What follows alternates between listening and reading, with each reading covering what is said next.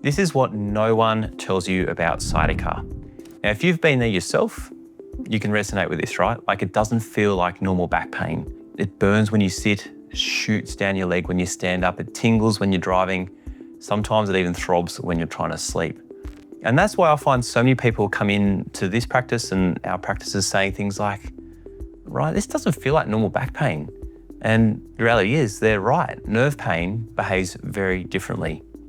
And in fact, most of the time I hear my patients struggling to describe exactly what they're feeling. It's hard to isolate, it just sort of goes everywhere. And they'll say things like, sometimes it feels like a hot wire running down my leg, or my butt cheek starts burning whenever I sit for too long. Others tell me the pain shoots down the back of their leg when they stand up, or that their foot starts tingling during their drive. Some people describe things like pins and needles, and then others tell me that their leg feels dead or disconnected. And quite often they'll say things like, I just don't even know where the problem is anymore. Is it my back? Is it my glute? Is it my hip? Is it my hamstring, my calf? So if you've experienced sciatica, you'll know all this. You'll know exactly what I'm talking about. Now, the thing for us is what all those descriptions have in common is that they're often pointing toward nerve irritation rather than just a simple muscle strain or a typical back pain. Sciatica is actually nerve pain. It is literally irritation of the sciatic nerve. Now, this is the largest and longest bundle of nerves in our entire body. It stretches all the way from the low back, all the way down the leg, all the way to the big toe. And when you irritate such a big bundle of nerves that control so much of your ability to get mobile, they're rightly going to be super sensitive to stretch and pressure and inflammation. And because of this, the brain takes particular notice. And when this structure alerts the brain that something's hurting it, it lets you know in a big way with a lot of symptoms. So while muscles might feel tight or achy, nerves will create symptoms more like a burn, an ache, a shoot, a tingle, a throb, sometimes go numb or feel electric. And these aren't random. They're actually clues to know how much irritation there is to that nerve and how urgent it is to address. One of the biggest clues that I see in my patients is that symptoms will often travel.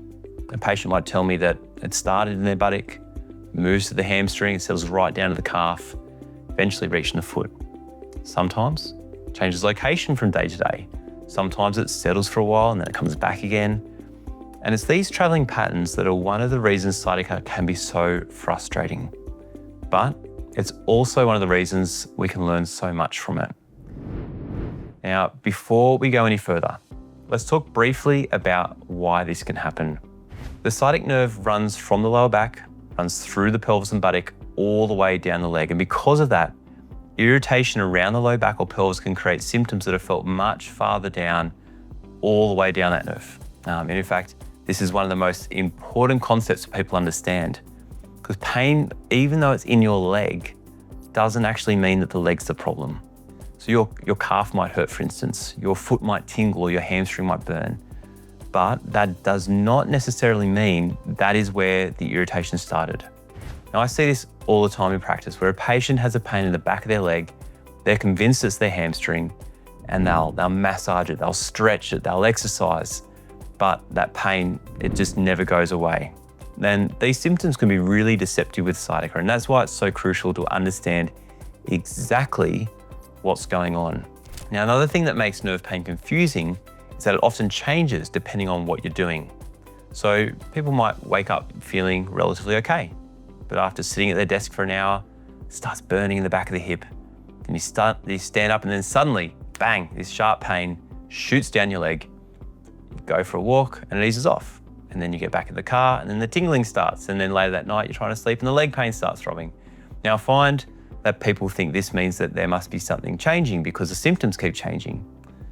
But changing behavior is actually useful information because it helps us understand what positions, what movements, or what activities may be irritating that nerve and what structures may be irritating the nerve.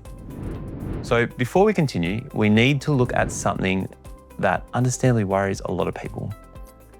The moment they hear the word nerve, many then assume the worst. They start wondering whether they're going to be permanently damaged or whether it's going to have surgery to fix this thing. Now, while there are certainly situations that need further investigation, the presence of sciatica doesn't automatically mean permanent nerve damage.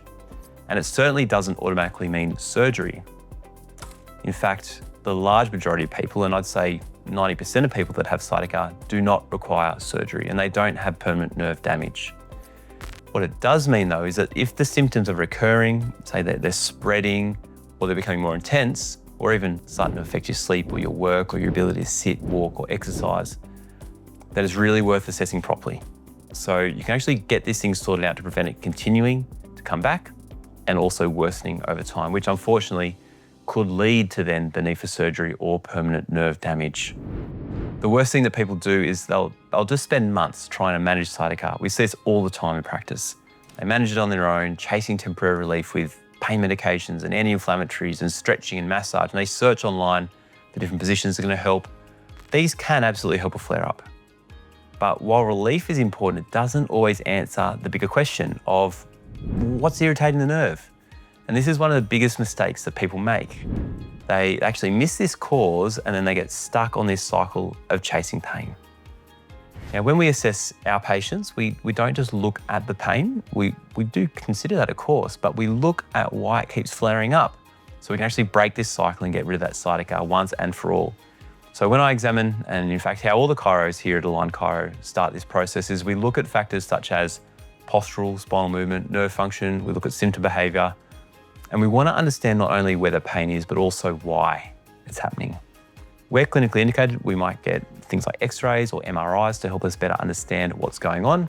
But in the end, the goal isn't to guess. The goal is to actually get to the point, understand not just where it hurts, not just how it feels, but what's irritating that nerve.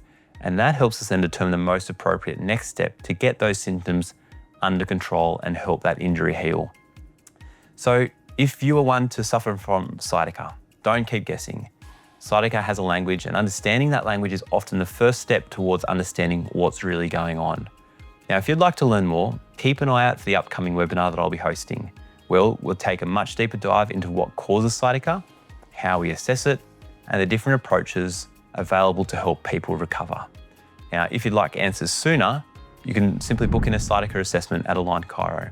We'll assess your posture, your spinal movement, your nerve function and symptom behavior, so you can better understand what's irritating the nerve and what your next step should be.